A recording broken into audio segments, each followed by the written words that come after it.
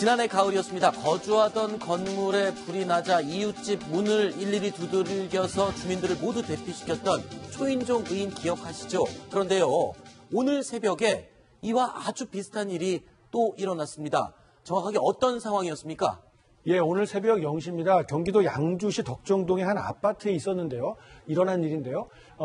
경기 파주 소방서에 근무하던 한 소방관이 이날 자기 집 베란다에 나와서 봤는데 맞은편 동 9층에서 연기가 나는 걸 목격한 겁니다. 네. 신발도 제대로 신지 못하고 목장갑 하나만 끼고 재빠르게 올라가면서 6층에서부터 9층에 가가호 문을 두드려서 대피하라 이렇게 알리고 직접 진화에도 나서는 아주 민첩한 대응을 했다고 합니다. 그러니까 이 본인이 소방관이기 때문에 그렇죠. 더더욱 본능적으로 직업병이 나왔다고 봐도 되겠죠. 그럼요. 그렇지 않고 일반 시민이었다 하더라도 그렇죠. 119에 신고하는 정도는 했겠지만 정말 맨발로 뛰어가서 주민들을 대피시키고 그렇게 할 수 있는 것은 평소에도 많이 훈련을 한 그런 전문 소방사였기 때문에 가능했던 일인 것 같습니다. 그런데요, 이 불의 원인이 확인이 됐는데 좀 황당한 화재 원인이었다고요? 어떤 원인이었습니다. 네, 바로 이 집에는 여자 중학생, 15살의 여자 중학생이 살고 있었는데요. 네. 이 속눈썹 화장을 하려고 이렇게 이쑤시개를 라이터로 불을 달궜습니다. 네. 여자들은 종종 이렇게 하는데요. 네네. 이 라이터로 이렇게 이쑤시개를 달구면 이쑤시개가 좀 따뜻해지잖아요. 네. 그러면 그 열로 속눈썹을 올리기 위해서 그렇게 하는 거죠. 근데 네. 이 과정에서 이 화장솜으로 불이 옮겨 붙었고 아하. 이 여중생이 불을 끌려고 손에 잡히는 향수로 이렇게 부었는데 네. 향수에는 알코올 성분이 있잖아요. 그래서 더 불이 붙었군요. 더 커진 거죠. 그 바람에 냉장고에 컴퓨터까지 다 타서 한 7,500만 원의 손해가 났다고 합니다. 네. 자, 그리고 오늘 지금 얘기를 나누고 있는 이 맞은편에서 불이 나는 모습을 보고 맨발로 뛰어 들어가서 본인이 연기를 마시면서까지 주민들의 가가호호 문을 두들겨서 탈출을 도왔던 이 소방관. 저희가 당시 상황이 어땠는지 직접 물어봤습니다. 목소리를 들어보시죠.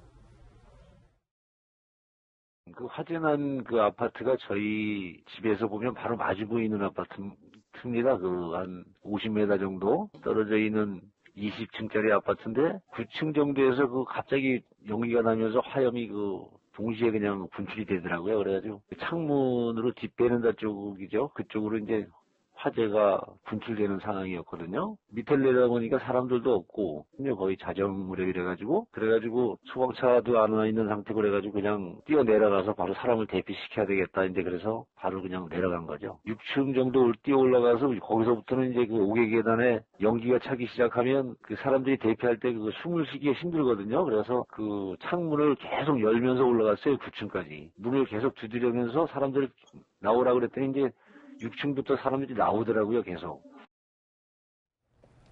근데 본인도 사람들을 구하고 연기를 많이 마셔서 그 순간에는 지금은 크게 다치지 않았지만 굉장히 고통을 호소했다면서요? 이게 화재 현장을 저도 예전에 취재해서 보면 화재가 완전히 진압된 데에 들어가도 연기가 굉장히 독합니다. 그렇죠. 그렇게 저렇게 화재가 직접 발생하고 있는 현장에 뛰어들었으니까 아마가 아니라 본인도 계속해서 가래가 들끓고 기침이 멈추지 않고 굉장히 힘들었을 겁니다. 보호장구도 없이 갔거든요. 네.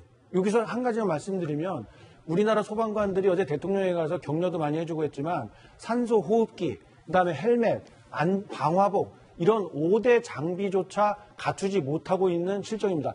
이거 5가지 핵심적인 장비인데 70%가 조금 넘는 수준만 보급이 돼 있고 정원 수에 비해서 30%나 모자란 채 화재 진압 현장에 다니고 있는 게 대한민국 소방관들의 현실입니다. 그리고 또 거기다가 심지어는 모자르는 것도 모자르는 거지만 이미 이제 수명을 다하거나 불에 그을려서 못 입게 된 거를 본인 자비로 소방관들이 사서 이 장비를 대체를 해야 된다. 이런 상황이라고 보도가 여러 번 됐었죠. 그것뿐만이 아니라 이 방화복은 전용 세탁기가 있어야 합니다. 네. 그런데 이런 세탁기를 갖추지 못한 소방서가 전국에 태반이랍니다. 네. 그래서 손으로 일일이 쉬는 시간을 이용해서 자기의 방화복을 빨거나 동료가 입을 수 있도록 하고 작년에는 또 가짜 방화복까지 보급이 돼서 또 논란이 일지 않았습니까? 네.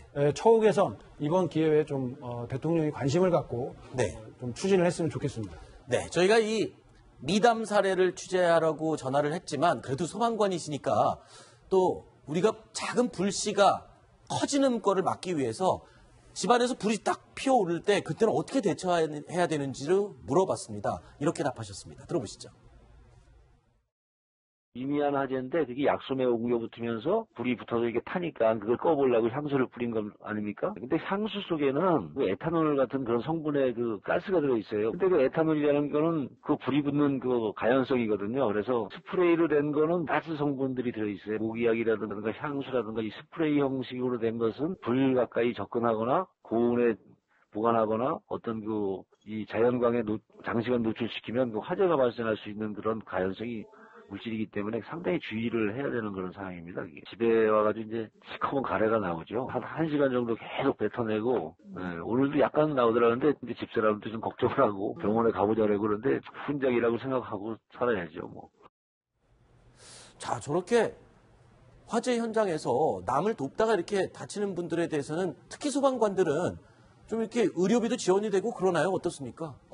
일단 경찰하고 좀 비교해야 되는데요. 네. 이제 그 국민의 생명과 안전을 위해서 이제 그 노력하고 봉사하다가 다치는 그런 경찰 많이 계십니다. 그리고 또 소방관도 있는데요. 경찰은 경찰 병원이 따로 있죠. 그래서 그렇죠. 집중적인 치료가 가능합니다. 네. 근데 소방병원은 아직까지 없습니다. 아. 그래서 문재인 대통령이 선거 과정에서 또 그 전에도 소방병원 신설을 공약으로 내세웠거든요. 좀 이루어지기를 바라겠고요.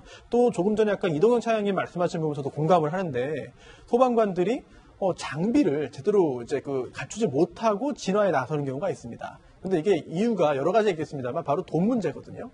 그 돈 문제가 왜 발생하느냐. 소방 예산이 부족한 이유가 소방관들의 거의 대부분이 지방직이기 때문입니다. 그러다 보니까 지자체의 어떤 예산 상황에 따라서 제대로 된 지원이 이루어지지 않는 경우도 있거든요. 네. 그래서 문재인 대통령뿐 아니라 여러 그 당시 대통령 후보들이 이야기했던 대로 소방관을 지방직에서 국가직으로 이제 전환한다면은 예산 상황이 좀 더 개선될 수 있기 때문에 네. 여러 가지 소방관들의 처우 개선을 위한 정책적인 지원 또 국회 차원의 노력이 필요할 것 같습니다. 알겠습니다. 자, 뉴스탑10 이제 마지막 10번째 소식 남아 있습니다. 어떤 내용인지 화면으로 확인해 보시겠습니다.